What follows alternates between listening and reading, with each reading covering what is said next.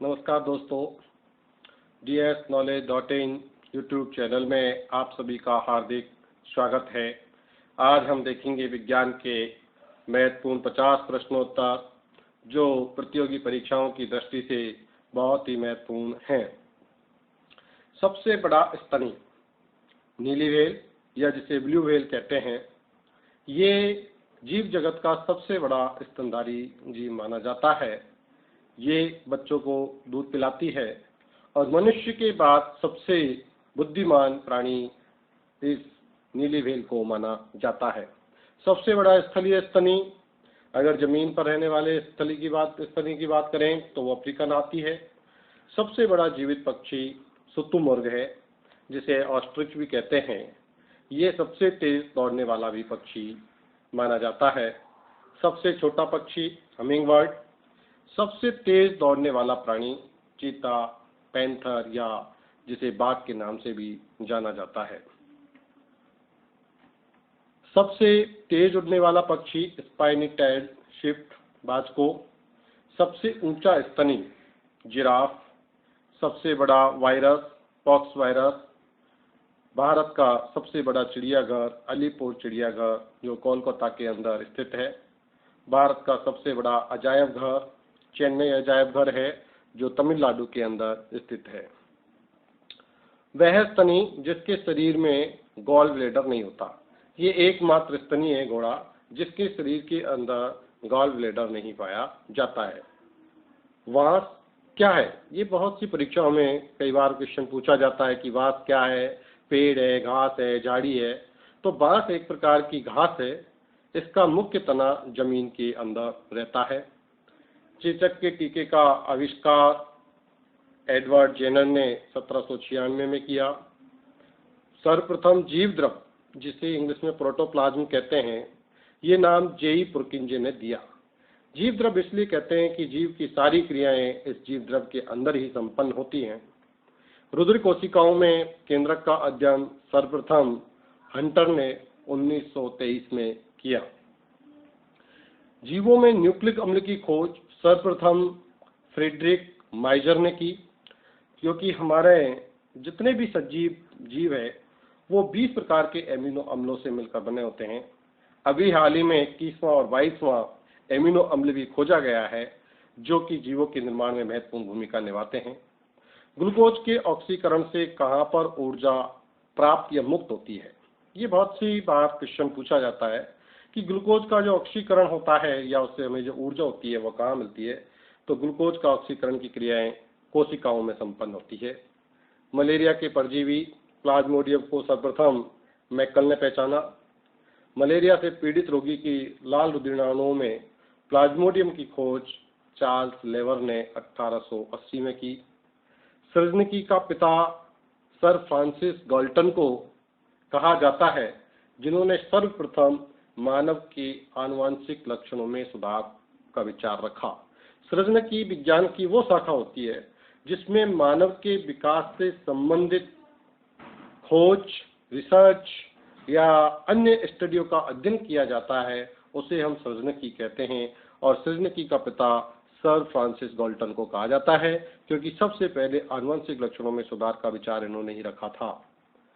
मनुष्य की त्वचा में अर्गोस्टॉल नामक एक पदार्थ होता है जो सूर्य की परावैंगनी किरणों के प्रभाव से विटामिन डी में बदल जाता है। हम कहते हैं कि सूर्य से प्रकाश से विटामिन डी बदलती है, तो हमारी बॉडी के अंदर जो अर्गोस्टॉल होता है वही सूर्य की किरणों के प्रभाव से विटामिन डी के अंदर बदलता है। इलेक्ट्रॉन माइक्रोस्कोप का आविष्कार नॉल और रस्का ने किया, जिसकी सहायता से सूक्ष्म चीजों को कई गुना बड़ा करके देखने से नई नई रिसर्च, नई नई खोज में बहुत सहयोग मिला।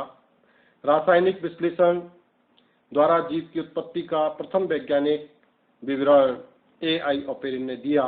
जब हम जीव की उत्पत्ति पढ़ेंगे, जब उसमें देखेंगे कि ए.आई. ऑपेरिन ने रासायनिक तौर पर कि भाई कार्बन, हाइड्रोजन, ऑक्सीजन, नाइट्रोजन जो मुख्य तत्व है जिनसे जीवों का निर्माण होता है, उसकी जो धारणा थी, रासायनिक धारणा, वो ए.आई. ऑपेरिन ने दी थी।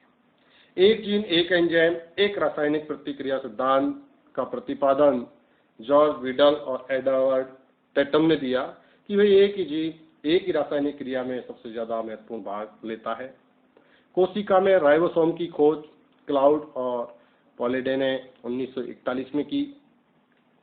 सर्वप्रथम एटीपी की क्रियाओं का वर्णन फिट्ज और लियमोन ने किया 1941 में, जिसके लिए उन्हें नोबेल पुरस्कार मिला।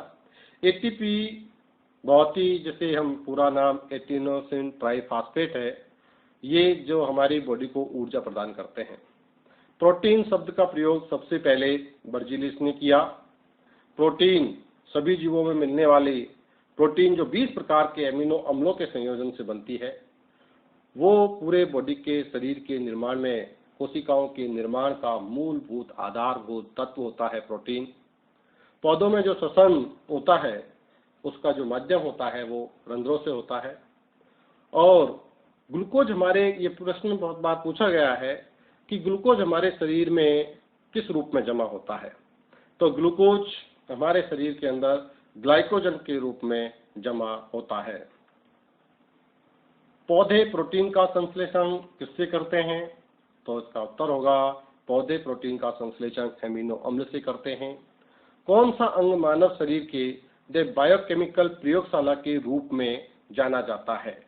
यानी बायोकेमिकल प्रयोगशाला, यानी अपनी को प्रयोगशाला माना जाता है, वो बॉडी का पार्ट का नाम है यकृत, जिसे लीवर के नाम से या कलेजा के नाम से भी जाना जाता है। मूत्र के पीले रंग के लिए जिम्मेदार क्या है? यूरोक्रोम। इस यूरोक्रोम के कारण ही मूत्र का पीला रंग होता है। एंटीबायोटिक्स की खोज अलेक्जेंडर फ्लेमिंग ने की, जो कि हम बीमार हो जाते हैं तब डॉक्टर द्वारा हमें, चिकित्सक द्वारा दी जाती है, जो कि हमारी रोगों से सुरक्षा करने का काम करती है। किडनी की कार्यात्मक इकाई को नेफ्रॉन कहते हैं। बहुत सारे नेफ्रॉनों से मिलकर के किडनी हमारे ब्लड के अंदर यूरिन के निष्कासन में ब्लड के फिल्ट्रेशन का कार्य करती है। एटीपी, जिसका पूरा नाम होता है एडिनोसाइन ट्राइफॉस्फेट, पौधे के जो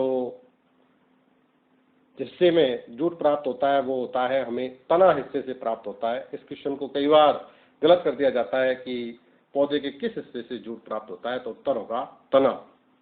किस पौधे को हर्बल इंडियन डॉक्टर भी कहा जाता है? बहुत इंपॉर्टेंट क्वेश्चन है कि हर्बल इंडियन डॉक्टर कौन सा पौधा है? तो आंवला। आंवला को हर्बल इंडियन डॉक्टर भी कहा जाता है क्योंकि इसके अंदर विटामिन सी की सबसे अधिक मात्रा पाई जाती है, और विटामिन सी हमारी बॉडी के लिए बहुत ही आवश्यक होता है, और इसमें विटामिन सी प्रचुर मात्रा में पाया जाता है। सेल की ऊर्जा मुद्रा क्या है? उत्तर होगा एटीपी, क्योंकि एटीपी, जिसका पूरा नाम एडिनोसिन ट्राइफॉस्फेट होता है, यही हमारी पूरी बॉडी को ऊर्जा प्रदान करती है, इसलिए इसे कॉइल ऑफ सेल एनर्जी के नाम से भी जाना जाता है। इंसुलिन के स्राव के लिए मानव में कौन सी ग्रंथि जिम्मेदार है? तो जो अग्नाशय ग्रंथि है, या जिसे हम इंग्लिश में पेंक्रियास ग्रंथि कहते हैं, इंसुलिन के स्राव के लिए जिम्मेदार है, जिसके स्राव का अनकंट्रोल होना या जिसके स्राव का अनियमित स्राव होने से डायबिटीज या शुगर जैसी बीमारी हो जाती है। त्वचा के रंग के लिए मेलेनिन नामक वर्णक जिम्मेदार होता है। इसकी मात्रा कम या ज्यादा होने पर मनुष्य की त्वचा का रंग का निर्धारण होता है। अगर इसकी मात्रा कम होती है तो गोरापन, और अगर इसकी मात्रा अधिक होती है तो मनुष्य का रंग सांवला हो जाता है। मानव का कौन सा अंग कोलेस्ट्रॉल का उत्पादन करने के लिए वसा तोड़ता है? तो हमारा जो लीवर, जिगर, यकृत जो होता है, वो कोलेस्ट्रॉल का उत्पादन करने के लिए वसा को तोड़ता है। किसी मानव शरीर के आशु ग्रंथि के रूप में भी जाना जाता है, तो जो लक्रिमल ग्लैंड्स होती है उसे आशु ग्रंथि के रूप में भी जाना जाता है। पहली टेस्ट ट्यूब बेबी का नाम लुइस जॉय ब्राउन। स्टेथोस्कोप का आविष्कार रेने लॉयनेक ने किया। आज के इस वीडियो में हम इतने ही 50 क्वेश्चनों को करेंगे, फिर अगले वीडियो में हम और नए और महत्वपूर्ण क्वेश्चन लेके आएंगे।